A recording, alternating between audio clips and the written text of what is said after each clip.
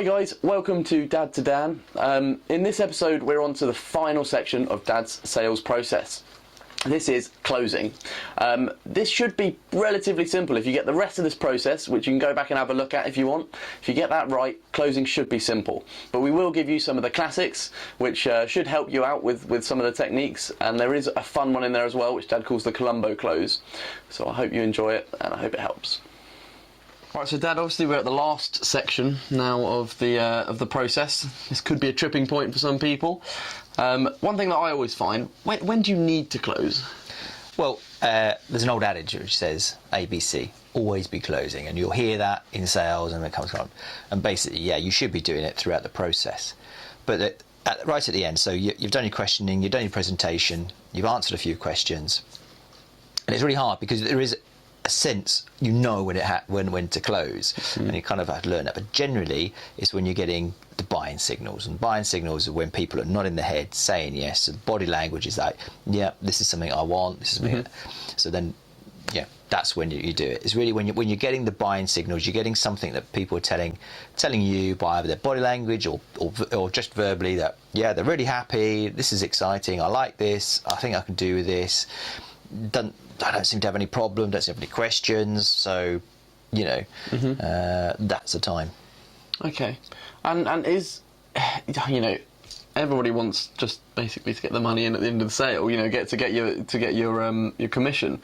Do you just close to get the money at the end, or is it more than that? Well, obviously it depends on what you're selling. If you're selling something that's a small item, you know, and in a fast-moving consumer good type environment where you're going to get an order there and then yeah, you know, you're there to get the money.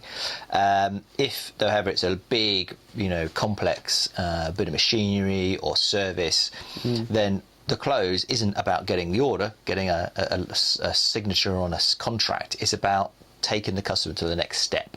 Whatever that step might be, whether it's to do a full quotation, whether it's to do a product demonstration, whether it's, you know, to take whatever the next step is, then that's the close. Okay, so for the people at home, are there a few techniques that you would suggest to use for closing? The alternative close, which is basically giving the customer a choice.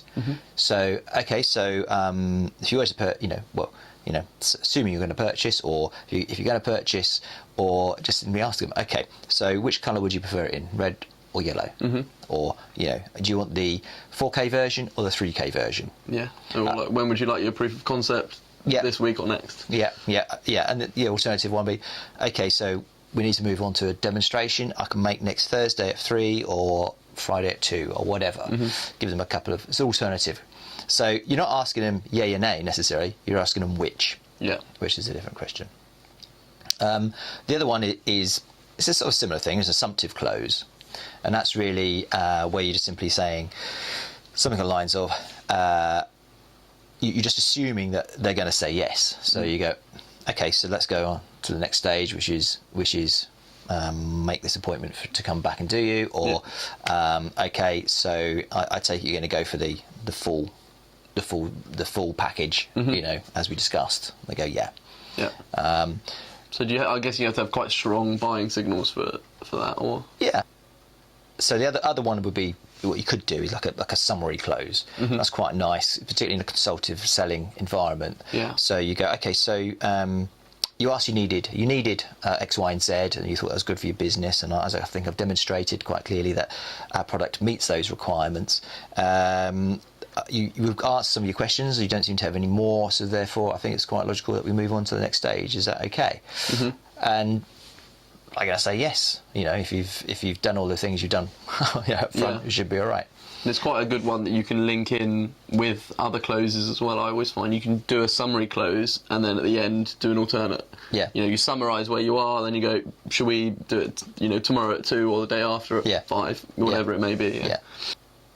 The only one different to that, perhaps, is the Columbo close, and this is sort of a close that I developed with a colleague once. That in our particular business at the time, we realised that sometimes towards the end of a conversation, customers can get quite defensive, and if it's not going very well, you kind of feel, oh, yeah, this I've really mucked it up a bit, really. You know, I can't close. I know I can't close because they're just going to say no. Yeah. And I'm kind of stuck a bit. So if you look at what Columbo does, we'll just show a few clips now. Oh, one other thing. In regard... One more thing. Oh, doctor, Yes? one more thing. One thing about that accident. And if you saw what he does is he sort of lets the person he's interviewing, because he's a detective, feel that they've finished the interview. And then as he's walking in, he goes, another thing, just another thing. And it's exactly what we would do. So we go, okay, right, okay, it's not for you. And then as you're walking away, you go, but actually, if I could take 20% off, would you be interested then?